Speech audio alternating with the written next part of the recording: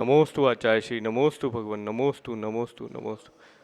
आचार्य भगवन, मेरी शंका ये है, जैसे आपने प्रवचन में बताया कि हमें निश्चय और व्यवहार दोनों को संभाल के चलना होता है, लेकिन हमें सब कुछ ज्ञान होते हुए भी हम इस मार्ग पे चल नहीं पाते, क्योंकि हम डर जाते हैं, हम भयभीत हो जाते हैं।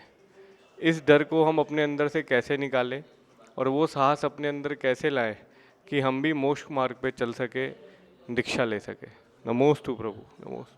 निश्चय और व्यवहार ये दोनों ही नए हमारे मोक्ष मार्ग के जो हैं प्राण कह सकते हैं या दो दृष्टि कह सकते हैं, जिसके माध्यम से हम मोक्ष मार्ग में चल सकते हैं और अपने में मोक्ष प्रकट कर सकते हैं। आपने बहुत अच्छा कहा कि इन दोनों को हम संभाल कर कैसे चलें और जिससे हमारा मोक्ष मार्ग प्रशस्त हो सके।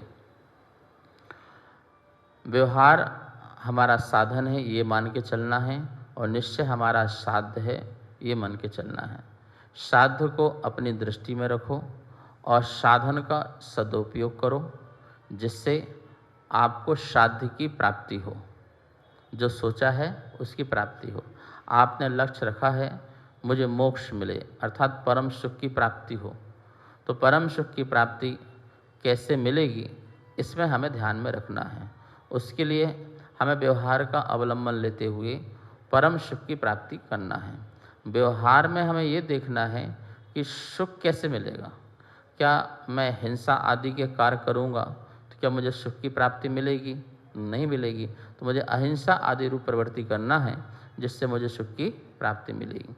पंच पाप जो हैं वो दुख के कारण हैं और 5 महाव्रत जो हैं वो सुख के कारण हैं। तो 5 महाव्रत कैसे प्रकट होंगे, उनके लिए हमें पुरुषार्थ करना चाहिए, उनके लिए हमें उद्यम करना चाहिए, यही समन्वय लेके चलना है। यदि आप 5 महाव्रत की ओर प्रवृत्ति कर रहे हैं, ये आपका व्यवहार धर्म है और उससे आपको जो सुख मिलेगा वो निश्चय धर्म है। तो व्यवहार धर्म बिना निश्चय धर्म की प्राप्ति नहीं हो पाती है। इस बात का हमें यथार्थ में ध्यान में रखना है। ये बात बिल्कुल निश्चित ध्यान रखिए कि व्यवहार के बिना हमें निश्चय की प्राप्ति नहीं होती है और निश्चय होने पर व्यवहार भी नहीं रह जाता है। इस बात को भी ध्यान रखना है। इन दोनों को संभाल करके चलना है। ये इन दोनों को लेके चलते हैं तो आप स्यादवादी हैं और जिन शासन के सच्चे भक्त हैं, जिन धर्म को प्रकट करेंगे, ये भी निश्चित है।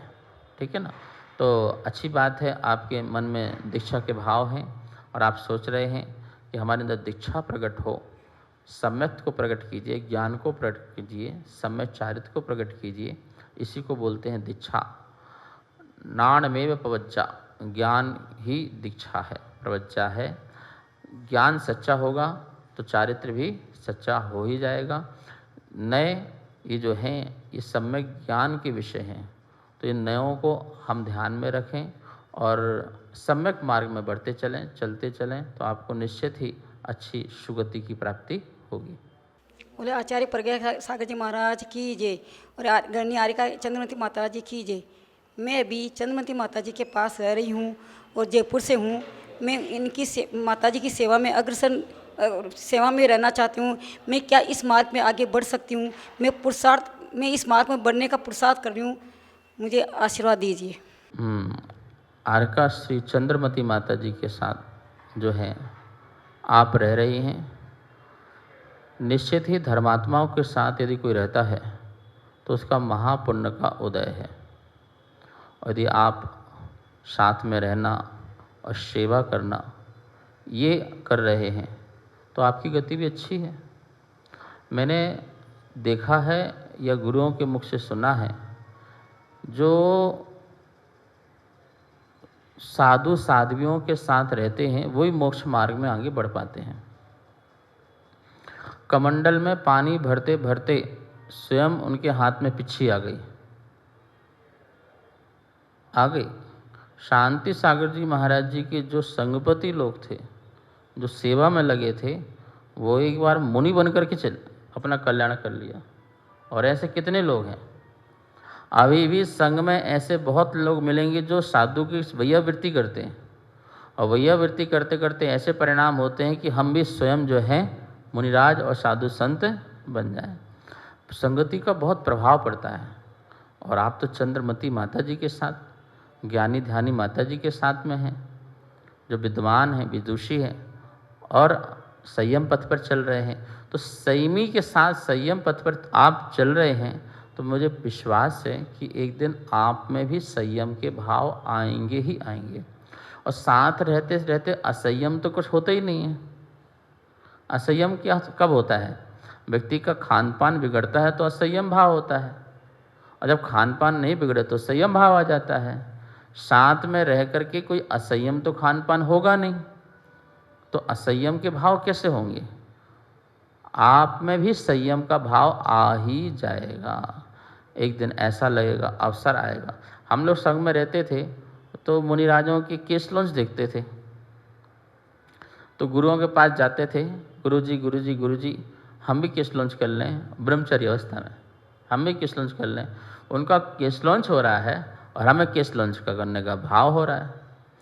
आहार के पहले सब साधु मुद्रा लेने के पहले कोई मीठा छोड़ रहा है, कोई नमक छोड़ रहा है, कोई तेल छोड़ रहा है, कुछ ना कुछ नियम लेकर के चौके में शिष्य लोग जाते थे। तो उनको देख करके हमारे भाव भी कि आज हम भी ये त्याग करेंगे, आज हम भी ये त्याग करेंगे। तो वो भाव परिणाम तो आ ही जाते हैं ना। वो प्रतिगुण करते थे तो हम भी प्रतिगुण करते थे, वो स्वाध्याय करते थे तो हम भी स्वाध्याय करते थे, वो सामायिक करते थे तो हम भी सामायिक करते थे। यद्यपि हम लोग के कोई नियम नहीं थे, पर साथ रह करके उन जैसे सामायिक करने का भाव, उन जैसे जाप करने का भाव, उन जैसी साधना करने, उन्हीं जैसी चर्या में यह चित्त सदा अनुरक्त रहे। उनकी जो चर्या है वैसी चर्या हमारी हो जाती है, शैली भी वैसी हो जाती है। आपको पता है, किसी साधु के प्रवचन सुनना तो आप बिल्कुल समझ जाएंगे ये उनके गुरु हैं और उनके शिष्य हैं। क्यों? क्योंकि चर्या, बोलने की शैली कैसी है, उन जैसी शैली है, बोलने की भी, उठने की भी, बैठने की भी, बात करने का तरीका करने का।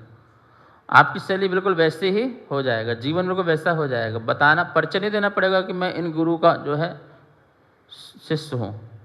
ऐसे ही यदि आप धर्मात्मा की संगति कर रहे हैं, माता जी की संगति कर रहे हैं, गुरु की संगति कर रहे हैं, तो आप में संयम भाव अवश्य आएगा। बस इतना ध्यान रखना, परिचय हो गया इसका ये मतलब नहीं कि अवज्ञा और अनादर करने लग जाओ।